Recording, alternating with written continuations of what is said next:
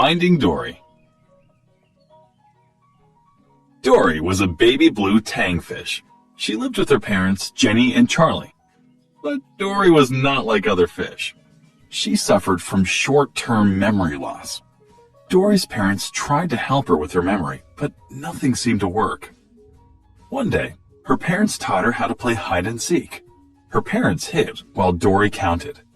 But Dory quickly forgot about the game. When her parents came out of their hiding spots, Dory was sad that she had forgotten again.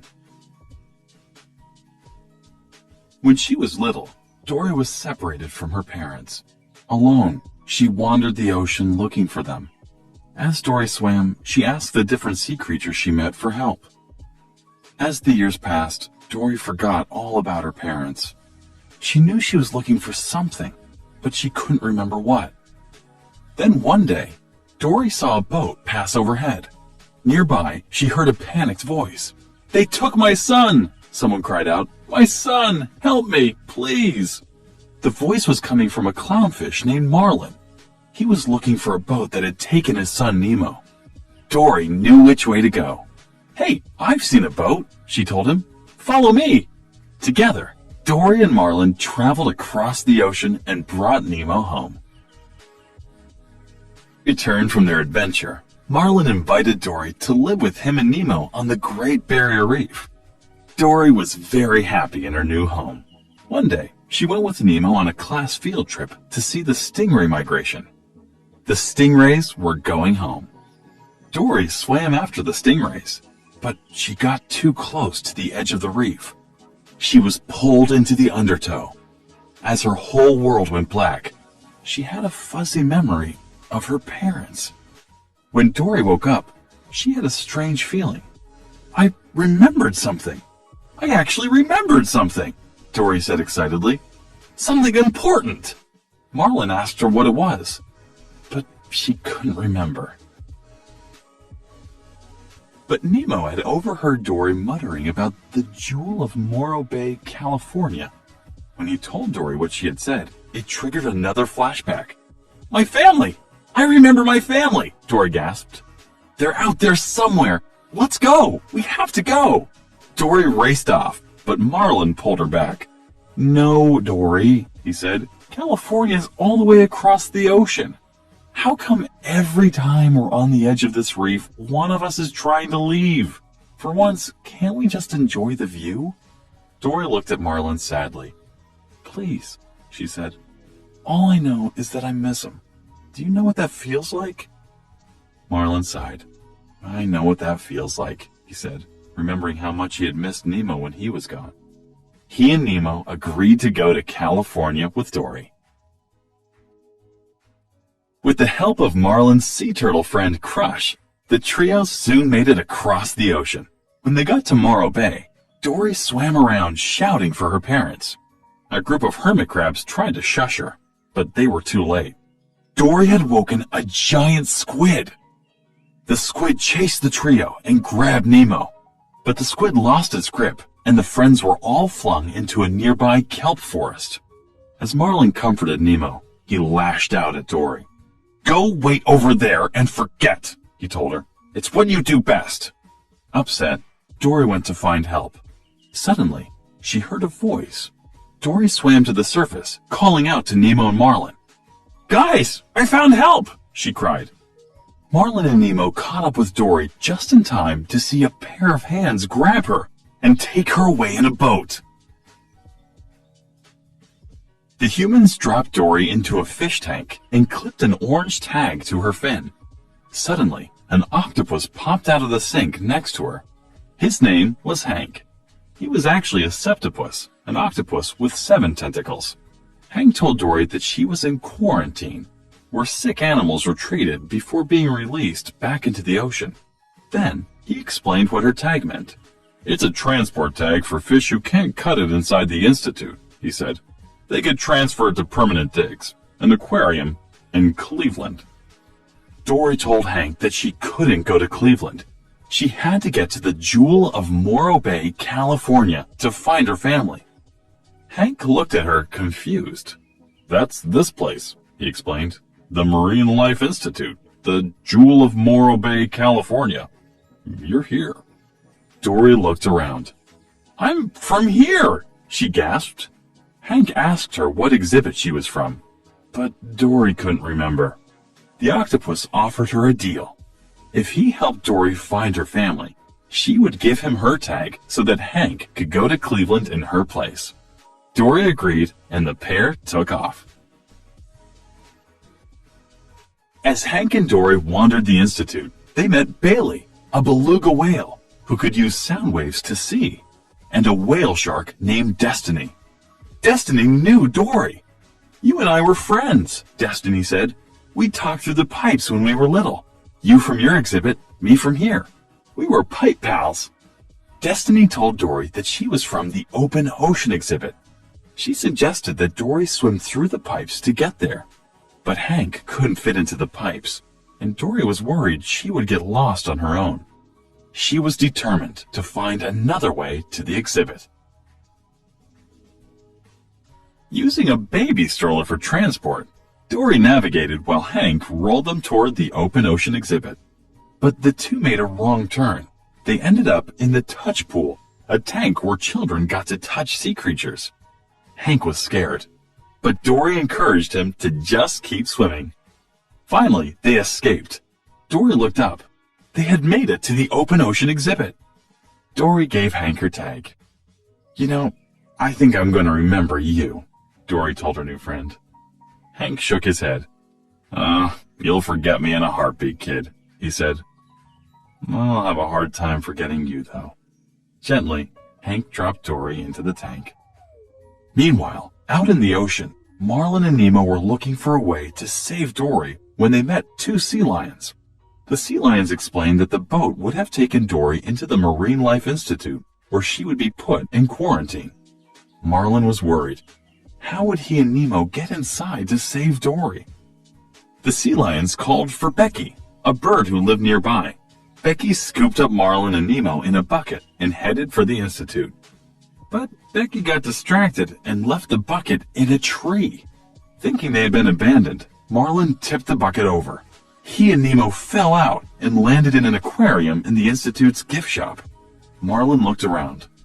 "Well, at least we're not stuck in a bucket anymore," he said, relieved.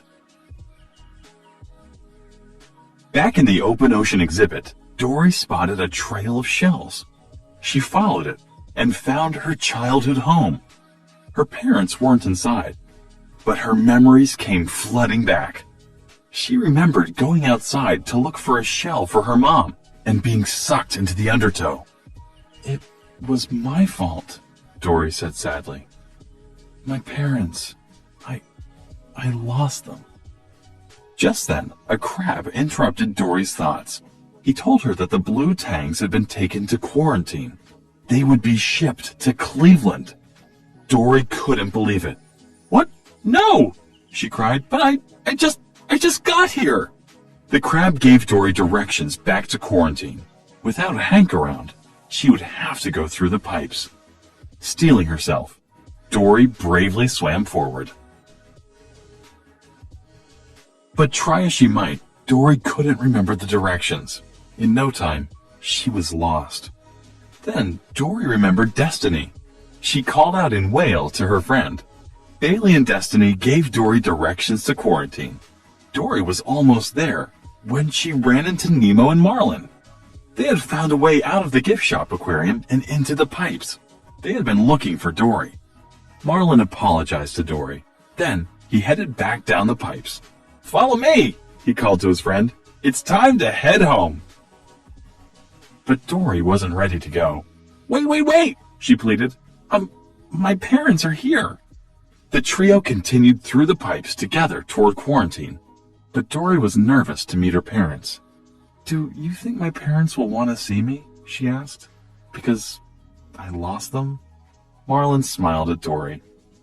"Ever since I met you," he began, "you've shown me how to do stuff I've never dreamed of doing. Dory, because of who you are about to find your parents. And when you do that, you'll be home." When they reached quarantine, the tank of blue tangs had already been loaded on the truck to the aquarium. Suddenly, Hank appeared.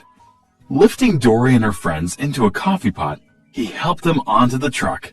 Inside, the blue tangs recognized Dory. They explained that her parents had gone to quarantine to find her years ago. They had never returned. Dory realized her parents were gone. "I don't have a family," she said sadly. "No, Dory," Nemo said, shaking his head. That's not true." Dory swam backward into the coffee pot and was scooped up by Hank. Looking in the pot, Hank was surprised to see that Marlin and Nemo weren't there. "Your orange friends are on their way to Cleveland," he told Dory. Suddenly, an institute worker grabbed Hank. Surprised, Hank dropped Dory. He watched horrified as the little blue tang spilled onto the floor and down a drain to the ocean. Dory shot out of the drain into the ocean. All alone, she began to panic. "What do I do?" she wondered.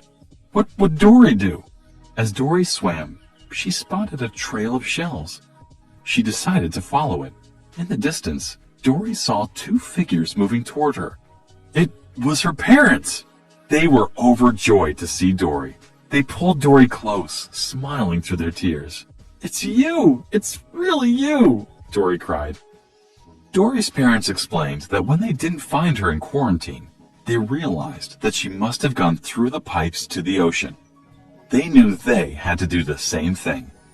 They had been waiting in the same spot for years, hoping Dory would return. When her parents asked her if she had been alone all the time, Dory suddenly remembered her friends. Marlin and Nemo were still on the truck. Dory and her parents swam toward the institute. Dory called out to Destiny to help them. Bailey and Destiny jumped out of their pools and into the ocean. The whale shark was thrilled to see Dory. But Dory didn't have any time to waste. Bailey had used his special sight to locate the truck. Dory asked some otters for help. Destiny flipped Dory toward the truck, and one of the otters caught her. On Dory's signal, all the otters began to hug. It was a cuddle party. Traffic stopped. The otter brought Dory to the back of the truck. Hank took Dory and placed her into Marlin and Nemo's tank. Nemo was excited to see Dory. "Dory, you came back," he said. Dory smiled at him and Marlin. She couldn't leave her family. Suddenly, Hank knocked on their tank. The fish had to find a way to get back to the ocean before it was too late. As Marlin called for Becky, Hank put Marlin and Nemo into the bucket. Hank had just picked up Dory when Becky swooped in and grabbed the bucket. She didn't realize Dory was still on the truck. Dropping Marlin and Nemo into the ocean, she turned around to go back for Dory. Back on the truck, Dory tried to convince Hank to come with them. She didn't want him to go to Cleveland. "Because the best things happen by chance," she told him. "Because that's life, and that's you being with me out in the ocean. Not safe in some stupid glass box." Hank agreed. Just then, the truck doors slammed shut, locking Dory and Hank inside. Hank was ready to give up, but Dory refused. "There's gotta be a way! There's always a way!" she said with determination. Looking up, the two spotted a vent in the ceiling. Hank was relieved. "Holy carp!" he cried out. "There is another way." Together, the pair squeezed through the vent. Holding Dory, Hank stretched himself across the windshield. The two institute workers inside the truck jumped out. Hank took the driver's seat and set Dory in a cup. He steered while Dory navigated. Dory knew they had to get back to the ocean. Nervously, Dory looked at Hank. She was going to ask him to do something crazy. "I'm okay with crazy," Hank said, smiling. Together, they drove the truck off the road and into the ocean. Dory, Hank, and the rest of the fish fell into the ocean where Dory's friends and family were waiting. They were free. A short time later, Dory found herself back on the Great Barrier Reef. Hank, Destiny, Bailey, and her parents had come to live with her, Marlin, and Nemo. One day, Marlin followed Dory to the drop-off. He was worried that she would forget where she was going and get lost. Dory stopped at the edge, looking out into the vast blue. Then she turned to Marlin. I was just enjoying the view, she said. Marlin settled next to Dory and turned around. Wow, it really is quite the view, he agreed.